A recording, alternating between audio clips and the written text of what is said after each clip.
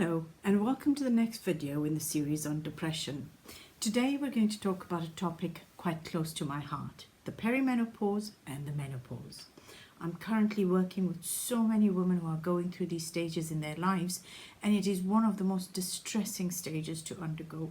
Forget the angst of teenage life, the onset of periods and your first broken heart. They fade in comparison to what the menopause brings into our lives at a point at which life should be getting better.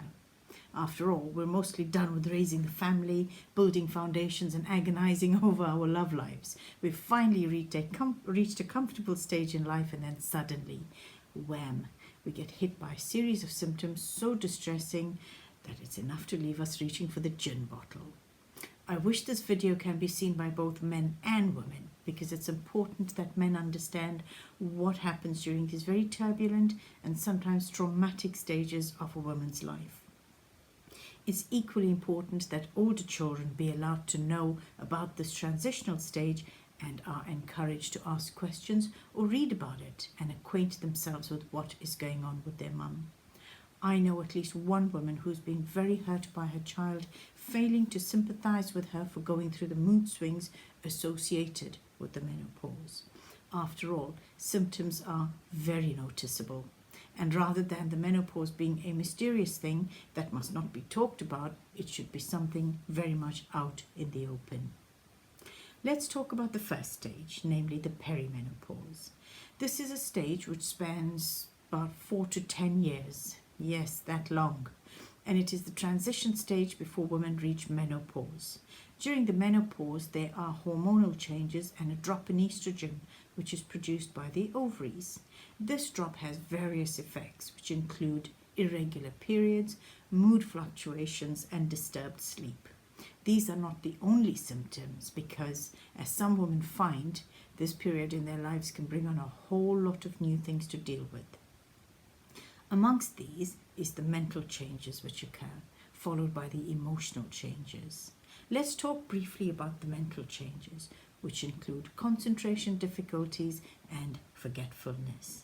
Now, if you're a usually busy individual used to multitasking and running your life in an organized and productive way, you're going to have some problems here, because suddenly you realize that you've forgotten something and cannot identify the something.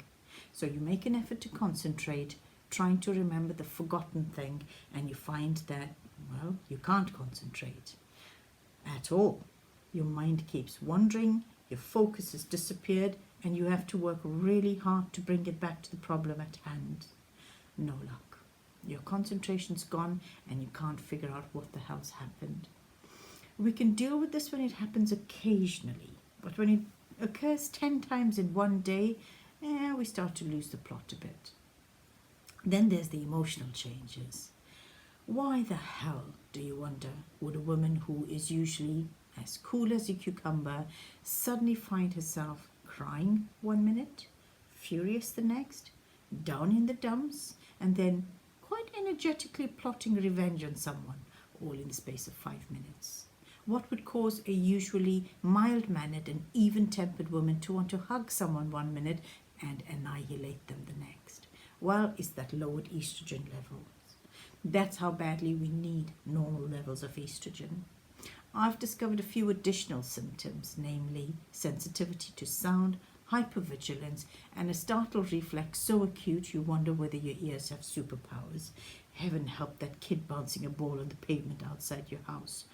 Oh, and the neighbor's barking dog. Well, then there's the body image problems. Bloating. You will feel fat and bloated even when you are not. You will look at your body and see someone else's form, and it is usually not a form you will like, and you will avoid mirrors like the plague. But then, when we think it can't get worse, well, it does. The transition period, namely perimenopause, is over, and the menopause comes marching in, and then all hell breaks loose. Menopause is when our bodies stop producing eggs at all, and women cannot conceive during this phase, whereas they can still conceive during the perimenopausal phase. So just a side note, use protection if you're sexually active during the perimenopause. So, what are the symptoms during the menopause? Well, They read like a who's who of undesirables. Hot flushes, night sweats, fatigue like you've never experienced before, insomnia, and the dreaded depression. Some very unlucky women have these symptoms in the perimenopausal stage as well. Honestly, if these things were Marvel comic characters, they'd be more powerful than Iron Man and his cronies. You have not known heat like that from a hot flush. It feels like you're burning from the inside out. And if it's a hot day and you're already burning from the outside in, well, it feels like you're in the middle of an inferno with not a hunky fireman in sight. And then you sweat so your body can cool down, and so then you've got sopping wet clothes on. And then the fatigue hits and you need to sleep immediately, which may not be wise if you're driving while it's happening, for instance. Oh, and then your temperature drops again and now you're freezing cold. I say these things with a degree of mirth, but believe me, it's not funny. Being in the perimenopausal stage of life myself, it's sometimes only laughter which gets me through a day. It is the depression which must be remarked on here. Estrogen is very important in terms of how it regulates our mood, and it stands to reason that if levels are depleted, then our moods are going to take a battering.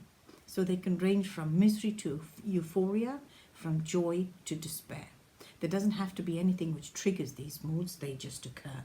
And depression starts to enter the fold, not continuous depression, but bouts of it, which is more frustrating because you wonder whether you are imagining it or whether you're going mad.